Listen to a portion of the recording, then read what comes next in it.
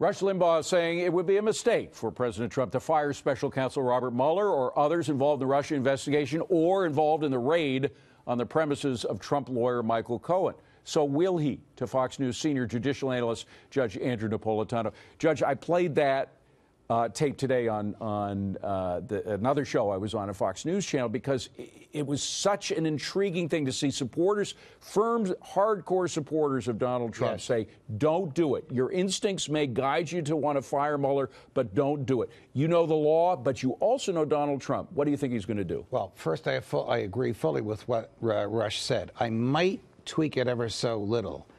Don't fire people. Don't pardon people.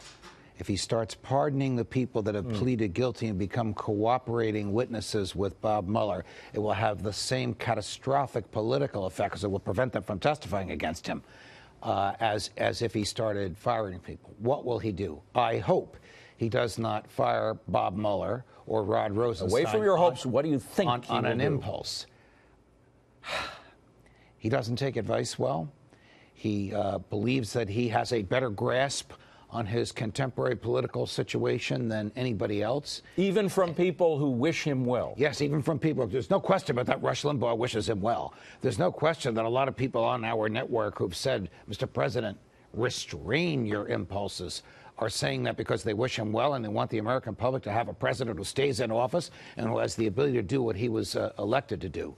But he sometimes is so strong-willed that he will do things against the advice of all of his advisors. And particularly when you think of some of the absurdity that's going on, and I would put some of that in regards to the raid on his lawyer's office. We may disagree on this, but we just got word from John Roberts at Fox News that, in fact, there is confirmation that the raids had to do with the Access Hollywood tape. Now, how does that fall in the purview of Special Counsel Mueller?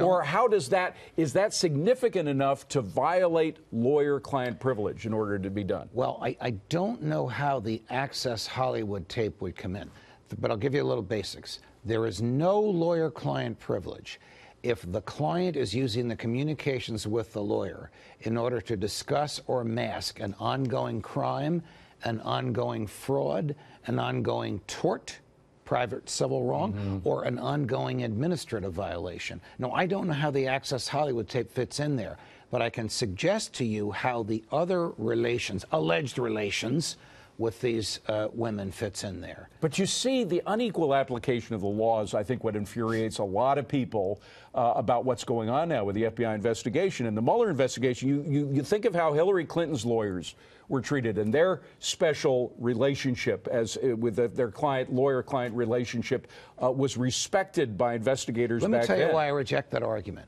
Because Donald Trump and Jeff Sessions can change that on a dime. They can take all the evidence that Jim Comey said no prosecutor would use to prosecute, present it to a grand jury, and she gets indicted. What they're waiting for, I don't know. But we're talking about the way the president is being treated.